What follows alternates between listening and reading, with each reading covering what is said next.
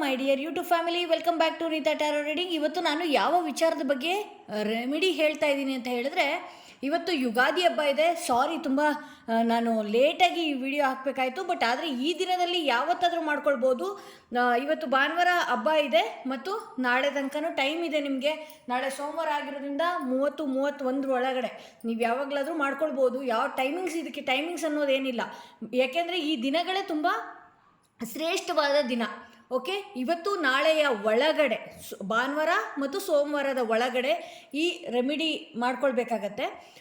So ಈ remedy ಮಾಡ್ಕೊಳ್ಳೋದ್ರಿಂದ ಏನೆಲ್ಲ ಯೂಸ್ ಅಂತ ಹೇಳೋದಾದರೆ, ಆ್ಯಕ್ಚುಲಾಗಿ ಯಾರಿಗೆಲ್ಲ ಆಸೆ ಇರುತ್ತೆ, ನಾನು ಮನೆ ತೊಗೊಳ್ಬೇಕು, ಸೈಟ್ ಪರ್ಚೇಸ್ ಮಾಡಬೇಕು, ಕಾರ್ ತೊಗೊಳ್ಬೇಕು, ಒಂದು ಲಕ್ಸುರಿ ಲೈಫ್ ಲೀಡ್ ಮಾಡಬೇಕು, ಹಾಗೆ ನಮ್ಮ ಮನೆ ಒಳಗಡೆ ತುಂಬ ದಾರಿದ್ರ್ಯಗಳು ಉಂಟಾಗ್ತಾ ಇದೆ, ಮನೆಯಲ್ಲಿ ಯಾವುದೇ ಥರ ವೆಲ್ತ್ ಇರೋದಿಲ್ಲ, ಮನೆಯಲ್ಲಿ ನಾನು ಏನು ಮಾಡಬೇಕು ಅಂದರೆ ಎಲ್ಲ ಅರ್ಧಂಬರ್ಧ ಕೆಲಸಗಳಾಗ್ತಾ ಇರುತ್ತೆ, ಹಣಕಾಸಿಗೆ ಯಾವಾಗಲೂ ಅಷ್ಟೇ ತುಂಬ ಪಶ್ಚಾತ್ತಾಪ ನಾನು ಪಡಬೇಕಾಗ್ತಾ ಇರುತ್ತೆ. ಪ್ರತಿ ಸಲ ನಾನು ಈ ತಿಂಗಳು ತುಂಬ ಚೆನ್ನಾಗಿ ಲಾಭ ಆದರೆ ಮುಂದಿನ ತಿಂಗಳು ಮತ್ತೆ ಅದೇ ಲಾಸ್ನಲ್ಲಿ ನಡೀತಾ ಇರುತ್ತೆ ನಮ್ಮ ಲೈಫು. ಈ ರೀತಿ ಎಲ್ಲ ಸಾಕಷ್ಟು ಜನದ ಜೀವನದಲ್ಲಿ ಒಂದಷ್ಟು ಗೊಂದಲಗಳಿರುತ್ತೆ.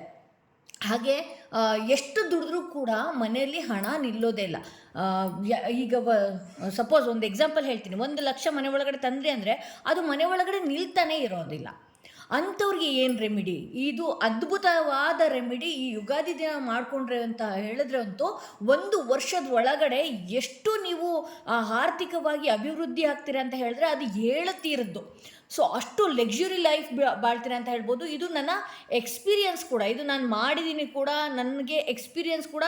ಹಾಗೆ ಇದು ಲಕ್ಷ್ಮೀ ತಂತ್ರಸಾರ ಬುಕ್ನಲ್ಲಿ ನಾನು ಓದಿದ್ದಂತಹ ವಿದ್ಯೆ. ಇದೊಂದು ತಂತ್ರ ಅಂತಲೇ ಹೇಳ್ಬೋದು. ಈ ತಂತ್ರನ ನೀವು ಮಾಡಿಕೊಂಡ್ರೆ, ಈ ರೆಮಿಡಿನ ನೀವೇನಾದ್ರು ಮಾಡಿಕೊಂಡ್ರಿ ಅಂತ ಅಂದರೆ ಅದ್ಭುತವಾದ ಫಲನ ದೊರಕಿಸ್ಕೊಳ್ತೀರಿ, ಒಂದು ಲಕ್ಸುರಿ ಲೈಫ್ನ ಬಾಳ್ತೀರಿ. ನಿಮ್ಮ ಮನೆ ಒಳಗಡೆ ಶುಕ್ರ ಪ್ರವೇಶ ಆಗೋದಕ್ಕೆ ಅದು ಎಂಥದ್ದೇ ಬ್ಲಾಕೇಜ್ ಇರಲಿ, ಈ ಅರಿಶಿನ ಕೊಂಬಿಂದ ಯಾವ ರೀತಿ ನೀವು ರೆಮಿಡಿ ಮಾಡ್ಕೊಳ್ಬೇಕು. ಅರಿಶಿನ ಆ್ಯಕ್ಚುಲಾಗಿ ಎಲ್ಲನೂ ಅಟ್ರ್ಯಾಕ್ಟ್ ಮಾಡುತ್ತೆ, ವೆಲ್ತನ್ನು ಅಟ್ರ್ಯಾಕ್ಟ್ ಮಾಡೋದು ಅರಿಶಿನ.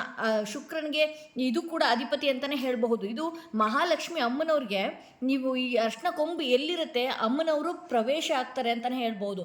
ಅಲ್ಲಿ ಯಾವಾಗಲೂ ಶಾಂತಿ, ನೆಮ್ಮದಿ, ನೆಗೆಟಿವ್ ಎನರ್ಜಿ ಮನೆ ಒಳಗಡೆ ಬರದೆ ಯಾವ ರೀತಿ ಇದನ್ನು ಕಾಪಾಡುತ್ತೆ, ಯಾವ ರೀತಿ ಇದನ್ನು ರೆಮಿಡೀಸ್ ಮಾಡ್ಕೊಳ್ಬೇಕು ಅನ್ನೋದು ಕೂಡ ನಾನು ಇವತ್ತು ಹೇಳ್ಕೊಡ್ತೀನಿ. ಈ ರೆಮಿಡಿ ಏನಾದರೂ ನೀವು ಇವತ್ತು ಮತ್ತು ನಾಳೆ ಒಳಗಡೆ ಏನಾದರೂ ನೀವು ಮಾಡಿಕೊಂಡ್ರಿ ಅಂತ ಹೇಳಿದ್ರೆ, ನಿಮ್ಮ ಮನೆಯಲ್ಲಿ ಗಂಡ ಹೆಂಡತಿ ನಡುವೆ ಏನು ಕಿರಿಕಿರಿ ಇತ್ತು ಅಥವಾ ಗಂಡನ ಆರೋಗ್ಯದಲ್ಲಿ ಏನು ಸಮಸ್ಯೆ ಇತ್ತು, ಇದು ಆ್ಯಕ್ಚುಲಾಗಿ ನಾನು ಅನುಭವಿಸಿದ್ದೀನಿ, ನಾನು ಸ್ಟ್ರಗಲ್ ಪಟ್ಟಿದ್ದೀನಿ. ಹಸ್ಬೆಂಡ್ ಅಂದರೆ ಆರೋಗ್ಯದಲ್ಲಿ ಎಷ್ಟು ಏರುಪೇರುಗಳು ಕಾಣ್ತು, ಏನೂ ದಾರಿ ಕಾಣದೆ ಕೆಲವೊಂದು ಸಲ ಈ ರೆಮಿಡಿ ನನಗೆ ಎಷ್ಟು ಚೆನ್ನಾಗಿ ವರ್ಕ್ ಮಾಡಿದೆ ಅಂದರೆ ಅಷ್ಟು ಚೆನ್ನಾಗಾಗಿದೆ. ಸೊ ಈ ರೆಮಿಡಿನ ನೀವು ಏನಾದರೂ ಮಾಡಿಕೊಂಡ್ರೆ ಮಂಗಲ ದೋಷ ಇರಬಹುದು, ಮನೆಯಲ್ಲಿ ಮಂಗಳ ದೋಷ ಇರ್ಬೋದು, ಯಾವುದೋ ಕಾರ್ಯಗಳು ಮಾಡಬೇಕು ಅಂತ ಎಷ್ಟೋ ವರ್ಷದಿಂದ ಅಂದ್ಕೊಂಡಿರ್ತೀರಿ, ಆ ಕಾರ್ಯಗಳಾಗ್ತಿರಲ್ಲ. ಯಾವುದೋ ಒಂದು ಪೂಜೆನೋ ಅಥವಾ ಮನೆ ದೇವರಿಗೆ ಒಂದು ಏನೋ ಒಂದು ಸಂಕಲ್ಪ ಮಾಡ್ಕೊಂಡಿರ್ತೀರಿ, ಆ ಕಾರ್ಯಗಳು ಆಗ್ತಾ ಇಲ್ಲ, ಸ್ಟ್ರಕ್ ಆಗಿದೆ ಅನ್ನೋರಿಗೂ ಕೂಡ ಇದೊಂದು ಅದ್ಭುತ ರೆಮಿಡಿ ಅಂತಲೇ ಹೇಳ್ಬಹುದು. ಹಾಗೆ ಇದು ಮಾಡುವಾಗ ಏನು ಅಂತ ಹೇಳಿದ್ರೆ, ಅಟ್ಲೀಸ್ಟ್ ಇದನ್ನು ಸಂಜೆ ಹೊತ್ತಾದರೂ, ನೀವು ಬೆಳಗ್ಗೆನೇ ಎದ್ದು ಬ್ರಾಹ್ಮಿ ಮುಹೂರ್ತದಲ್ಲಂತೂ ಇದು ಮಾಡೋದಕ್ಕಾಗಲ್ಲ, ಸಂಜೆ ಆದರೂ ನೀವು ಕ್ಲೀನಾಗಿ ಇದಕ್ಕೆ ಒಂದಷ್ಟು ದೀಪಗಳನ್ನ ತೋರಿಸ್ಬೇಕಾಗತ್ತೆ. ದೀಪ ಮೀನ್ಸ್ ದೀಪನೇ ತೊಗೊಂಡೋಗಿ ಅಲ್ಲಿ ತೋರಿಸೋ ಅಂಥದ್ದಲ್ಲ, ನಾನು ಹೇಳ್ತೀನಿ ಯಾವ ರೀತಿ ಮಾಡಬೇಕು ಅಂತ ಹೇಳಿ. ಸೊ ಇದು ಯಾವ ರೀತಿ ರೆಮಿಡಿ ಮಾಡ್ಕೊಳ್ಳೋದು ಅಂತ ಹೇಳಿದ್ರೆ, ಇದು ನಿಮಗೆ ಕಂಕಣದ ದಾರ ಅಂತ ಹೇಳಿಬಿಟ್ಟು ಎಲ್ಲ ಗ್ರಂಥಿಗೆ ಅಂಗಡಿಯಲ್ಲಿ ನಿಮಗೆ ಕೊಡ್ತಾರೆ. ಕಂಕಣದ ದಾರ ಅಂತ ಹೇಳಿದ್ರೆ ಕೊಡ್ತಾರೆ. ಬಟ್ ಆದರೆ ಇದು ನೋಡೋದಕ್ಕೆ ಹಳದಿನೇ ಇರುತ್ತೆ, ದಾರ ಹಳದಿನೇ ಇರುತ್ತೆ. ಬಟ್ ಆದರೂ ಕೂಡ ನೀವು ಈ ಅರಿಶಿನ ಸ್ವಲ್ಪ ಇದಕ್ಕೆ ಇದು ಮಾಡ್ಕೊಳ್ಬೇಕಾಗತ್ತೆ. ಈ ದಾರನ ನೀವು ಹಸಿ ಮಾಡ್ಕೊಂಡಿರಿ, ಫಸ್ಟು ಹಸಿ ಮಾಡಿಕೊಂಡು ಇದಕ್ಕೆ ಅರಿಶಿನದ ಲೇಪನೆ ಮಾಡ್ಕೊಳ್ಬೇಕಾಗತ್ತೆ. ಲೇಪನೆ ಮಾಡ್ಕೊಳ್ಳುವಾಗ ನೀವು ಓಂ ಶ್ರೀಂ ಶ್ರೀಯೈ ನಮಃ ಅಂತ ನಾನು ಡಿಸ್ಕ್ರಿಪ್ಷನಲ್ಲಿ ಕೂಡ ಹಾಕಿರ್ತೀನಿ, ದಯವಿಟ್ಟು ಅದನ್ನು ನೋಡಿ. ಮಂತ್ರನ ದಯವಿಟ್ಟು ತಪ್ಪಾಗಿ ಹೇಳಬೇಡಿ. ಚೂರು ತಪ್ಪಾಗಿ ನೀವೇನಾದರೂ ಅದನ್ನು ಹೇಳಿದ್ರೆ ಅಂದರೆ ತೊಂದರೆಗೆ ಆಗ್ತೀರಾ. ಇದು ತುಂಬ ಸಿಂಪಲ್ ಆಗಿದೆ, ಹಂಗಂತ ನಾನು ಇದನ್ನು ಹೇಳಿದ ತಕ್ಷಣ ಅಯ್ಯೋ ನಾನು ಹೇಳಲೇಬಾರ್ದು ಅಂತಲ್ಲ. ಓಂ ಶ್ರೀಂ ಶ್ರೀಯೈ ನಮಃ, ಓಂ ಶ್ರೀಂ ಶ್ರೀಯೈ ನಮಃ ಅಂತ ಹೇಳಿ ಇದು ಹೇಳ್ತಾನೆ ನೀವು ಮಾಡ್ಕೊಳ್ಳಿ. 108 ಸಲ ಅಂತಲೇ ಹೇಳಲ್ಲ, 108ಕ್ಕಿಂತ ಹೆಚ್ಚಾಗಿ ಮಾಡಿದ್ರು ನಿಮಗೆ ಲಾಭ. ಬಟ್ 108ಗಿಂತ ಒಳಗಡೆ ಬರೋದು ಬೇಡ. ಓಂ ಶ್ರೀಂ ಶ್ರೀಯೇ ನಮಃ, ಓಂ ಶ್ರೀಂ ಶ್ರೀಯೇ ನಮಃ ಅಂತ ಹೇಳಿ ಒಂದೊಂದು ರೀತಿಯಲ್ಲಿ ಈ ಅರಿಶಿನದ ಕೊಂಬನ್ನು ಏನಿದೆಯಲ್ವಾ, ಈ ರೀತಿ ನೀವು ಗಂಟು ಕಟ್ಕೊಳ್ಬೇಕಾಗತ್ತೆ.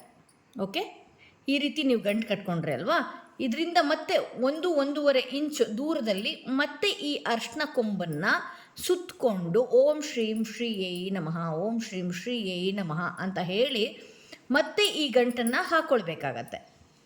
ಓಕೆ, ಈ ಮಂತ್ರ ಹೇಳ್ಕೊಳ್ತಾನೇ ಇರಬೇಕು. ಸೊ ಓಂ ಶ್ರೀಂ ಶ್ರೀಯೇ ನಮಃ, ಓಂ ಶ್ರೀಂ ಶ್ರೀಯೇ ನಮಃ ಅಂತ ಹೇಳಿ 8 ಅರ್ಶಿನದ ಕೊಂಬು ಏನಿದೆಯಲ್ಲ, 8 ಅರ್ಶಿನದ ಕೊಂಬು ಏನಿದೆಯಲ್ಲ, 8 ಆಗಿರಬೇಕು, 8ಕ್ಕಿಂತ ಕಮ್ಮಿ ಆಗಿರೋ ಹಾಗಿಲ್ಲ. 8 ಅರ್ಶಿಣದ ಕೊಂಬೇನಿದೆ ನೀವು 1-1.5 ಇಂಚು ದೂರದಲ್ಲಿ ಕಟ್ಟಿ, ಈ ರೀತಿ ಕಟ್ಟಿ ನೀವು 8 ಅರ್ಶಿನ ಕೊಂಬು ಏನಿರುತ್ತಲ್ವ, ಒಂದಷ್ಟು ನಿಮಗೆ ಒಂದು ಮಾಲೆಯ ರೀತಿ ಬರುತ್ತೆ. 8 ನೀವು ಅರ್ಶಿನ ಕೊಂಬು ಕಟ್ಟಿದಾಗ ಒಂದು ಮಾಲೆಯ ರೀತಿ ಬರುತ್ತೆ.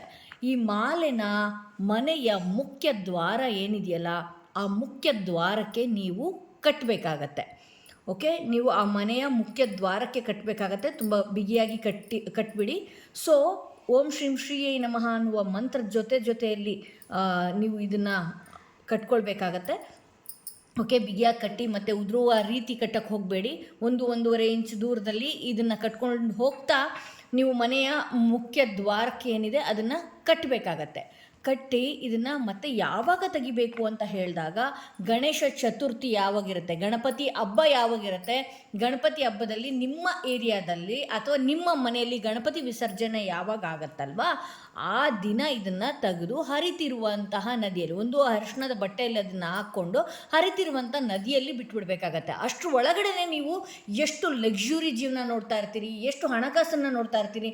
ತುಂಬ ಹಣಕಾಸಿನ ಸಮಸ್ಯೆಯಲ್ಲಿ ಒದ್ದಾಡ್ತಾ ಇದ್ದರೆ, ಹಾಗೆ ಮಂಗಳ ದೋಷದಿಂದ ಒದ್ದಾಡ್ತಾ ಇದ್ದರೆ, ಹಾಗೆ ಗಂಡ ಹೆಂಡತಿಯ ನಡುವೆ ಏನಾದರೂ ಭಿನ್ನಾಭಿಪ್ರಾಯಗಳು ನಡೀತಾ ಇದ್ದರೆ, ಇದು ಒಂದು ಅದ್ಭುತ ರೆಮಿಡಿ ಅಂತಲೇ ಹೇಳಬಹುದು.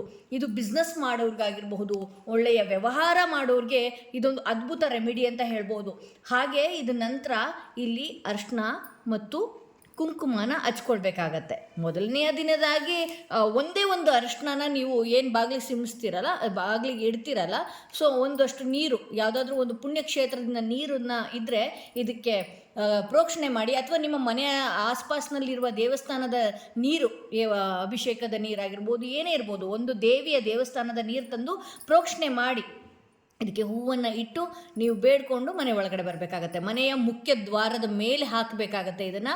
ಸೊ ಇದನ್ನು ನೀವು ಏನಾದರೂ ಮಾಡಿಕೊಂಡ್ರಿ ಅಂತ ಹೇಳಿದ್ರೆ ಅದ್ಭುತವಾಗಿ ನಿಮ್ಮ ಮನೆ ಒಳಗಡೆ ಪ್ರಾಸ್ಪರಿಟಿ, ವೆಲ್ತು, ಹೆಲ್ತು, ಕೆಟ್ಟ ಜನಗಳ ಕೆಟ್ಟ ದೃಷ್ಟಿಯಿಂದ ನೀವು ಪಾರಾಗಬಹುದು ಅಂತ ಹೇಳ್ತಾ ಇವತ್ತಿನ ವಿಡಿಯೋನ ನಾನು ಇಲ್ಲಿಗೆ ಮುಗಿಸ್ತಾ ಇದ್ದೀನಿ. ಹ್ಯಾಪಿ ಯುಗಾದಿ. ಇದನ್ನು ನಾನು ಮುಂಚಿತವಾಗಿ ಹೇಳಬೇಕಾಗಿತ್ತು, ನಾನು ಇವಾಗ ಮಾಡ್ತಾ ಇದು ನಿಮಗೂ ಕೂಡ ಶೇರ್ ಮಾಡಬೇಕು ಅಂತ ಹೇಳಿ ಮನಸ್ಸು ಬಂತು. ಸೊ ಹಾಗಾಗಿ ಶೇರ್ ಮಾಡ್ತಾ ಇದ್ದೀನಿ. ಪ್ರತಿಯೊಬ್ಬರು ಮಿಸ್ ಮಾಡ್ಕೊಳ್ಳೇಬಿಡಿ, ತುಂಬ ಖರ್ಚಾಗಲ್ಲ. 8 ಅರಿಶಿಣದ ಕೊಂಬು, ಒಂದು ದಾರ, ಅರಿಶಿನ ಕುಂಕುಮ, ಹೂ ಅಂತೂ ಮನೇಲಿ ಇದ್ದೇ ಇರುತ್ತೆ, ಪೂಜೆಗೆ ಅಂತ ತಂದಿರ್ತೀರಿ. ಅದರಿಂದ ಏನು ದೊಡ್ಡ ವಿಚಾರ ಅಲ್ಲ, ದೊಡ್ಡ ಹಣನೂ ಖರ್ಚಾಗಲ್ಲ ನಿಮಗೆ ಅಂತ ಹೇಳ್ತಾ ಈ ವಿಡಿಯೋನ ಇಲ್ಲಿಗೆ ಮುಗಿಸ್ತಾ ಇದ್ದೀನಿ. ಮತ್ತಷ್ಟು ವಿಶೇಷ ಮಾಹಿತಿಯೊಂದಿಗೆ ನಾನು ನಿಮ್ಮನ್ನು ಭೇಟಿ ಆಗ್ತೀನಿ.